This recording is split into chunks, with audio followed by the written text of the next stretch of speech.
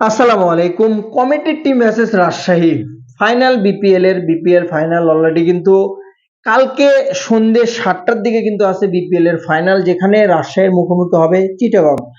কখনো ভাবেছেন, কখনো কল্পনা করেছেন যে চিটাগাং ফাইনাল খেলবে?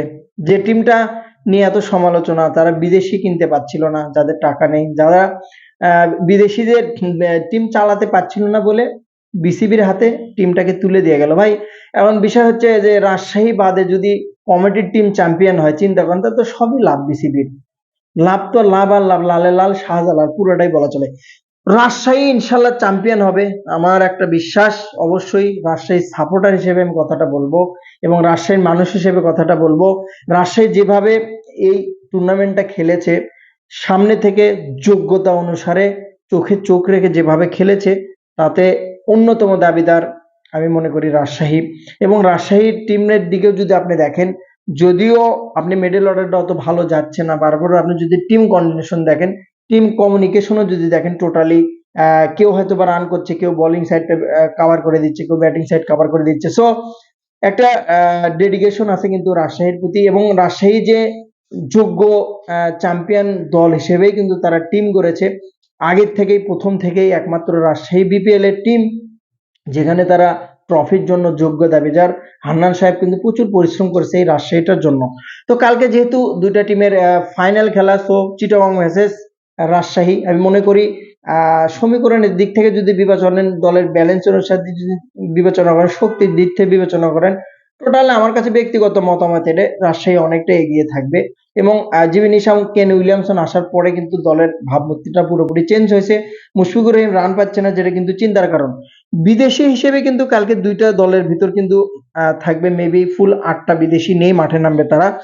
মূলত নিশাম থাকবে, এবং আমি মনে করি যে রাজশাহীর যে স্কোয়াডটা দিয়েছিল, হয়তোবা এখানে অনেক কথা হচ্ছে রিপনকে ঢুকানোর জন্য, অনেক কথা চলছে এখন পর্যন্ত।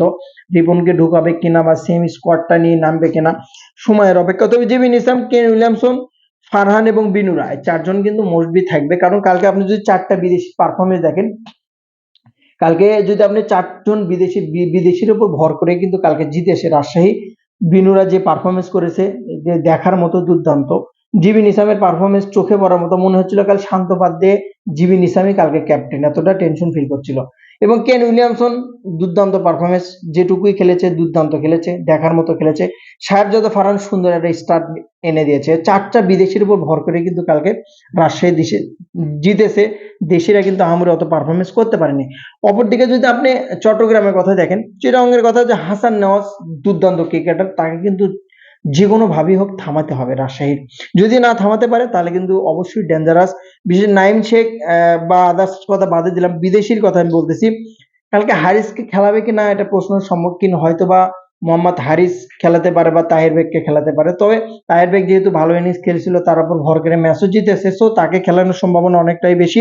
তবে হারিসকে খেলালে ফাইনালে একটা নক যদি দিতে পারে, যদিও পারফরমেন্স তার খারাপ, সেদিক থেকে কিন্তু একবারে খারাপ হয় না। আমির জামাল মোস্টবি এবং আসিফ আলী।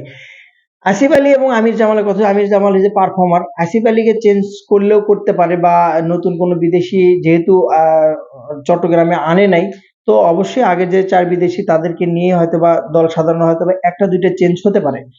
তবে দলের বিবেচনা করলে এখন পর্যন্ত সবচেয়ে সমালোচিত যদি কোনো বিপিএল থাকে, এই বিপিএলটা, যেটা কমিটির টিমও খেলছে, এবং সাথে এখন পর্যন্ত ট্রফি কিন্তু আমরা দেখতে পাইনি।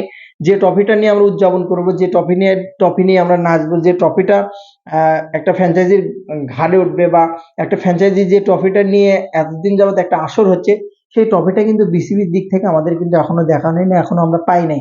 আদৌ জানি কিনা নাকি ডেমো ট্রফি দিয়ে সবকিছু উদযাপন করা হবে, সময়ের অপেক্ষা, আজকে রাতের মধ্যে আসবে কিনা এটাও একটা বিষয়। যেহেতু কালকে ফাইনাল, বিসিবি এরকম ব্যবস্থা করতে পারে, যেহেতু বিশ্বকাপ বাংলাদেশে অংশগ্রহণ করছে না, সেই জিনিসটা নিয়ে এখন প্রচন্ড ব্যস্ততার মধ্যে দিন কাটছে। সো সেদিক থেকে বিবেচনা করলে দেখা যায় কালকে কিন্তু সন্ধ্যে 7টায় ফাইনালে দেখা হচ্ছে রাজশাহী এবং কমিটির টিম চট্টগ্রাম। অবশ্যই চিটাগং রাজশাহীর চেয়ে অনেক পিছিয়ে, আশা করছি মনে প্রাণে রাজশাহী চ্যাম্পিয়ন ইনশাল্লাহ।